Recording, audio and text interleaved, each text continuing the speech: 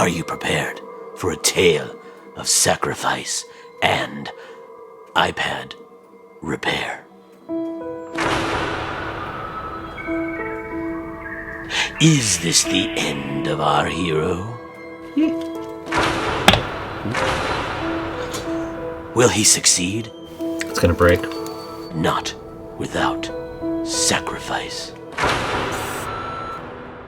What sacrifice, you ask? Yeah, this was the moment when it all really changed. Stay tuned, and you'll find out. Okay, it's really hard to get close to a wide-angle lens like that. Anyway, enjoy the video. This is my iPad. I broke it on the set of Will Trent, and let's try to fix it. It's not their fault, but here I am. So I got this box from iFixit, full of supposedly everything I'll need to replace the screen myself. Now I have no idea if I'm going to be successful doing this, but I do intend to post a video whether I am or not, because if I destroy my iPad, perhaps we can learn from that. And if I succeed in replacing it, which I hope I do, I hope that we can learn from that as well. So if it's your first time doing this, it's also my first time doing this. So let's give it a try together, shall we? Hey, this is Editor Jef in the future, stepping in here for a second to let you know that this isn't so much a how-to video. I would not necessarily do things the way I did them. This is just a how did video. How did this happen? How did I get through trying to follow the tools and guides that I got from iFixit? I formed some very strong opinions in the moment. I was not always super thrilled. I wasted money on this. Your mileage may vary, but I think I should keep my honest reactions in the moment as I was doing the repairs. Don't love it, I don't love it, I don't love it. So maybe sometimes I'm just a little grumpy. Oh, man. And maybe sometimes I'm hitting some legitimate frustrations, and I can tell you that when you're going through it in the moment, you can't really sort out the difference. So that's kind of what's going on in this video, if at times I seem a little harsh. Repair is noble. In the box you get roll call. You get this big box here, this padded box which should contain the screen. You get this little sheet. I believe these are pieces of adhesive tape, stickers, paper stuff, playing card, some sort of card thing. iOpener. This is a thing that you heat in the microwave, which is wild. Precision bit driver. Comes with some bits. Here's a bit. Integrated SIM eject tool. That is it this piece? Yes, because the next one are angled tweezers. Battery blocker. I wonder if this is a battery blocker. I don't know. Suction handle. Opening tool. I assume that's this one. Opening picks. Here they are. Spudger. Spudged. Plastic cards, aka playing cards. Phillips 00. And a flathead 2.5 mil.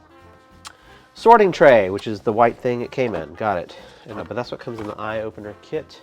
I'm lucky that the screen, really what's damaged is kind of something going on underneath. Large, thin screens like this, when you start to pull them, it's gonna break. They can break apart if you're not careful. So you can't just replace the screen when you replace the screen. Right here, where these little holes in the sticker are a bunch of sensors. If I just put a new screen on, I lose Face ID. So what you have to do is you have to remove the old screen, and then you have to extract the little sensors underneath here from the old screen and attach them to the iPad and to the new screen before you put the new screen on. It's a pull another part, replace that part, and then replace the whole thing. So what a pain. Okay, so iFixit makes this thing called the anti-clamp, and the anti-clamp is not included in my kit. Like, look at that. Look how nice that is.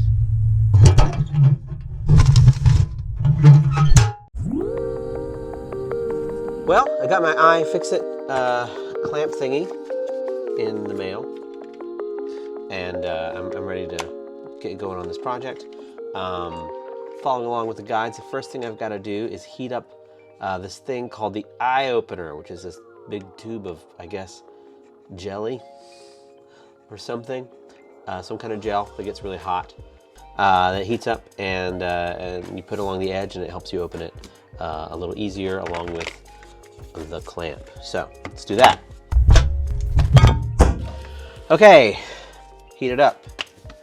Take the iPad out of the case. Step 1 says to place it on the right edge for 2 minutes. It is on. All right, I've got some tape. They recommend if you have huge cracks that you tape across the screen. I don't have huge cracks, but on placing the iOpener, I see that the crack that I do have, which will hit up against that corner. So I'm gonna put some packing tape on. Just in case. Next step, anti-clamp.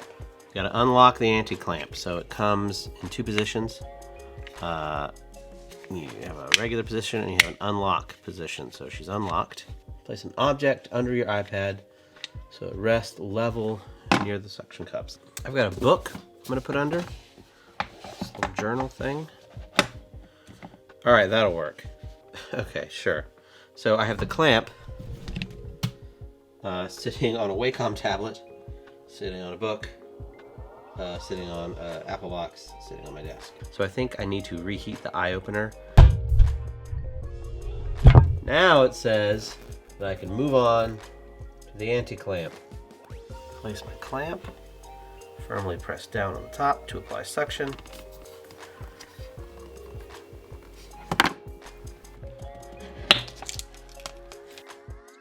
Yeah, I got this tool and it's not great. Well, I'm sure the problem is me, but this is the part that I'm most worried about screwing up.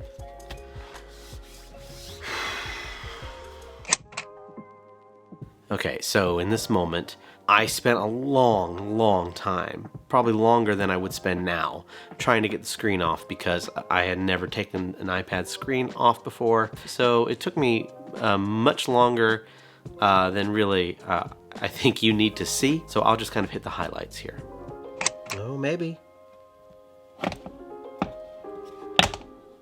think it was starting to work. Okay, they say don't crank more than half a turn. So I'm doing that.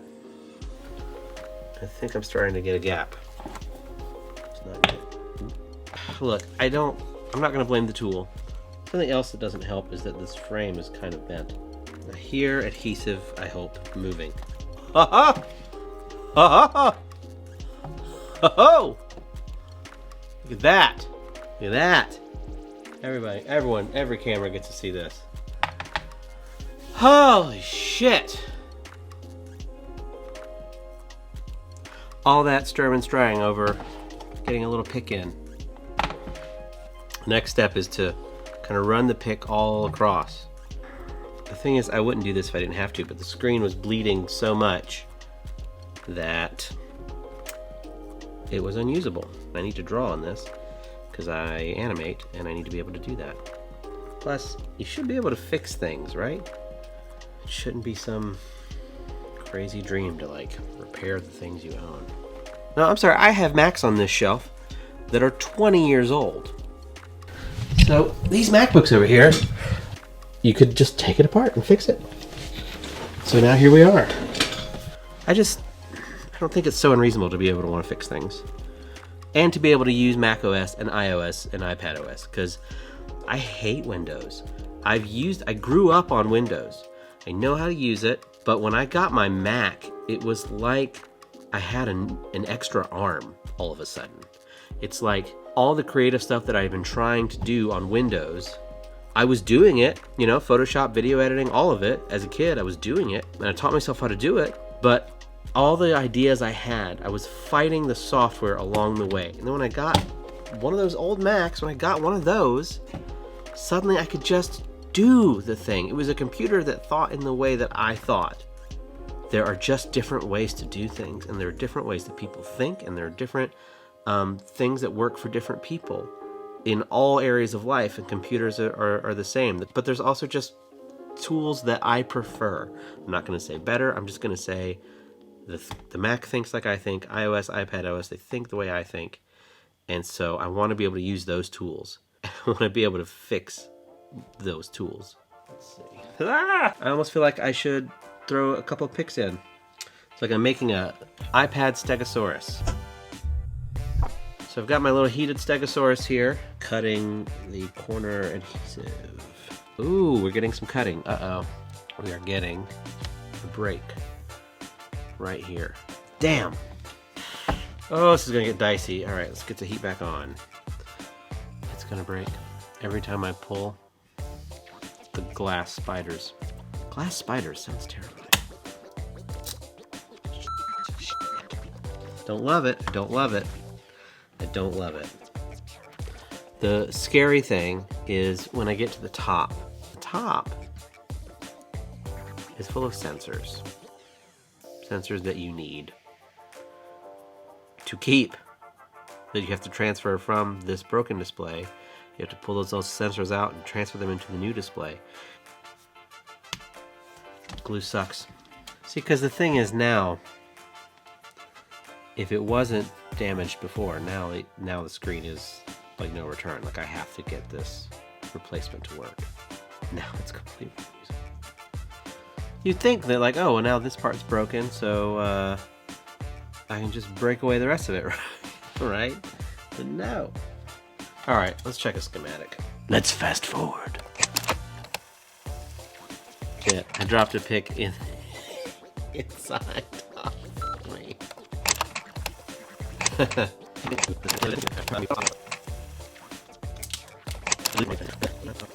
Getting somewhere.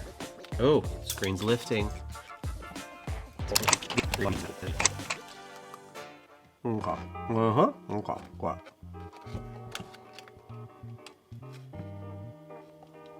Okay, got one. Oh. Oh. I can't get the second one just yet.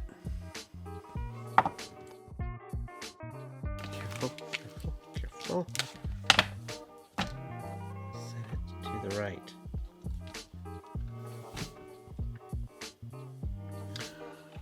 Oh my god. The screen's free. Kind of. It's not free, it's bipartite. So the next trick is this.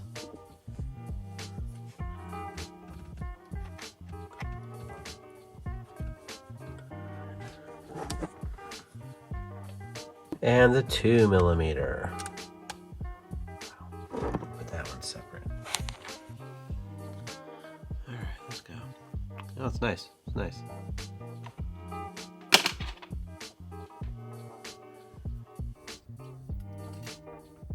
Okay, set it right here.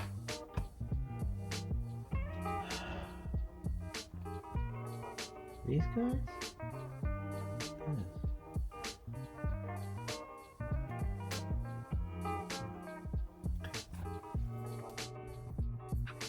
That, isn't it? Yep. The screen is free. Okay. I can't believe it. The screen is free. I hope I didn't destroy something. Yeah, so the screen was off. That was great. Unfortunately, I hit a little snag. It's the next day. I'm gonna carry on. I'm going to finish this repair. I think it's going to work. The guide is helpful. So far, I would give the process of repairing something using iFixit's guides and tools and store. I would give that like a 6 out of 10 right now. I feel like I wasted money on this. I'm sure I can find something else to use it for. I don't know. I need to take this little tape off and save this tape for later. So I'm going to do that. Well, it kind of rips this tape, but I will save it. I was told to save it. So look at me saving the tape. Mostly just need to be able to get to this.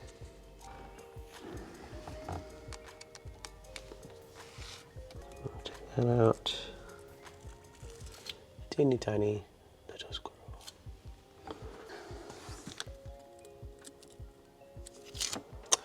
Except I'm a little bit stuck because of my tape. There we go. Okay.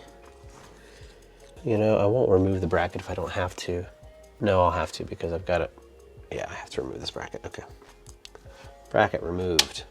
Peel the remaining tape, you say. Is that tape or is that a cable? Well, that's not great. I'm gonna try popping these screws off. Okay, so that's clear. Look how tiny that is. How tiny those pins are.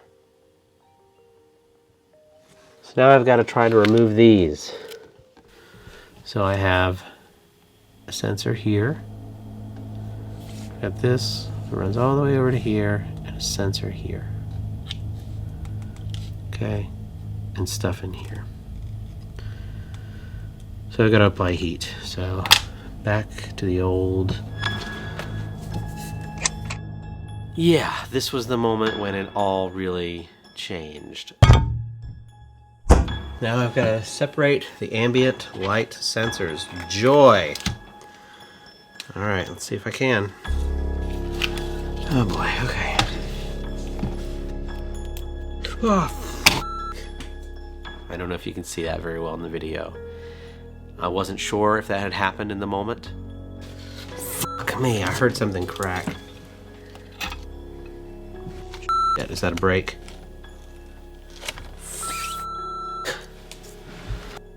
But it had. There's this little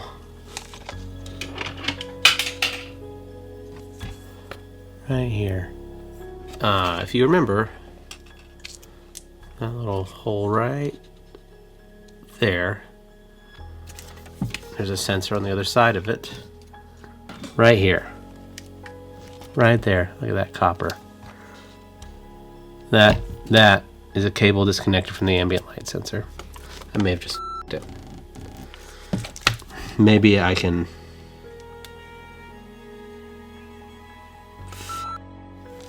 Maybe I can glue it back. I don't know. It may be game over. I clipped the connection to the old Face ID sensor. And I think the contact is broken. Oh, the tweezers are all bent up. Look at that. I can't do anything with that. Alright. Calm your rage. Maybe you can see it here. That's that green dot. That's the inside. I shouldn't be seeing that part. So yeah, once I reassembled the iPad and I realized the Face ID sensor was broken, my heart sank. So you might be saying, so you screwed up an ambient light sensor, you broke one, and you have two, right? Well, can you just order another ambient light sensor? Thing is, it's part of the top, what's called the top assembly, which is a bunch of sensors, including the two ambient light sensors. And I think that if I use a different top assembly, I lose Face ID. Oh man, yeah, this thing is f***ing boned. Damn. Well, that's one part of an ambient light sensor that shouldn't be here. Here's another part.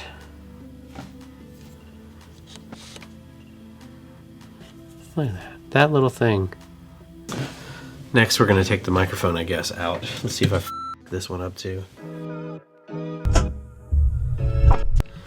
Okay, I'm not going to have a repeat of SensorGate. So, iOpener's back on. 2-minute timer. Alright, it's 2 minutes. Can't trust the guide, you have to trust your eyes. More heat. I got the little thing to come off. There's the microphone. Have you destroyed it? Probably. Do you have anything left to lose? We'll find out. Here it is.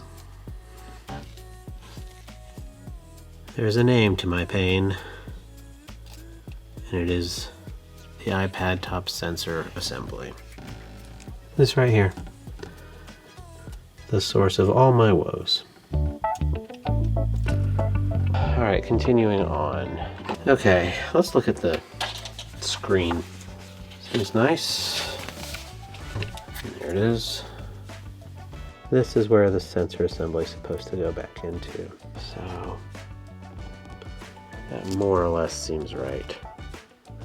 Yep, that should go there. Tearing tape like an asshole, Chef. I'm just gonna lay that down there for now. Alright, we're gonna try replacing the display cable first. So we're going backwards here. Not a lot of guidance on the reassembly, just sort of like poke at it and hope it goes back in. Step one. So far so good. Okay, those are in.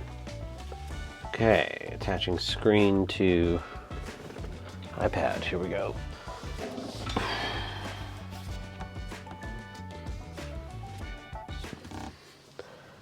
Guts.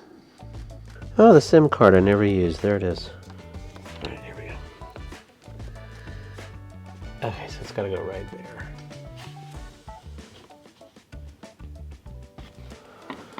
Ah, just rest this on the battery. What could possibly go wrong? Alright.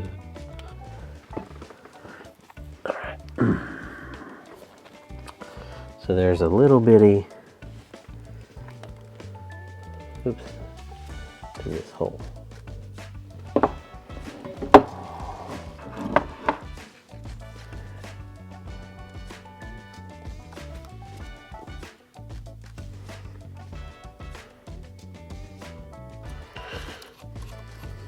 Okay.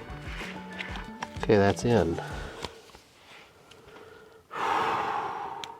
That could be done. I don't know.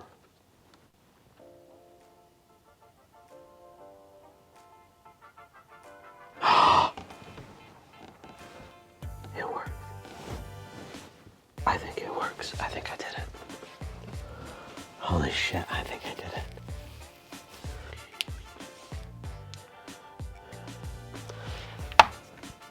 Also, I know I need to shave and get a haircut, but I'm waiting to hear back about a movie, so I can't do that. Hey, it turns on. But, as expected, cannot turn on Face ID. I was bummed that that I broke the sensor, so that kind of sucks. Practically, all it means is that I have to enter my password every time, and I have a stupid long password. Okay, fine. And I constantly get this error message that says Face ID unavailable every time I turn on the iPad before I can do anything. In general, because the frame was bent as well, you know, I worry about taking the iPad out into environments, so I mostly just leave it at home now.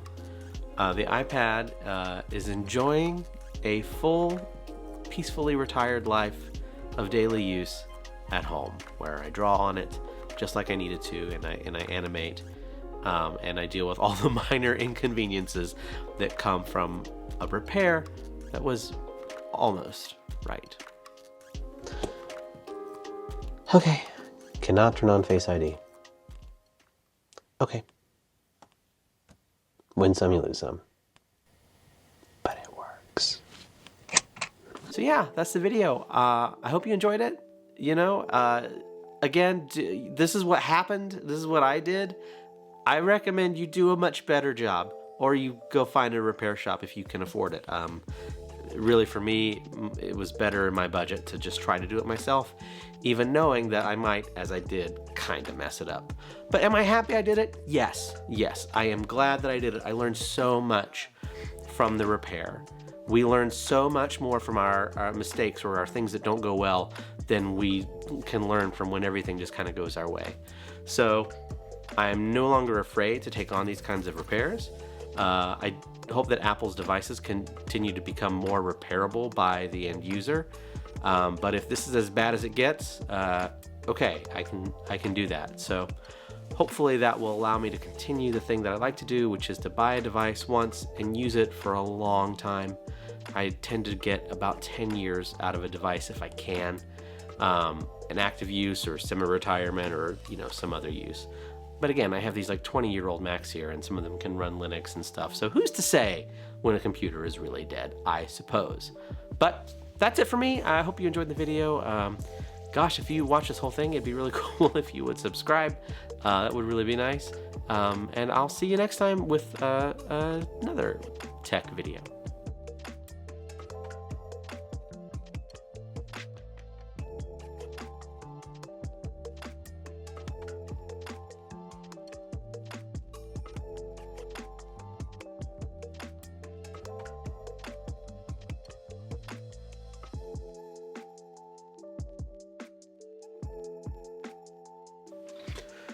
And thus ends our tale of sacrifice and iPad repair.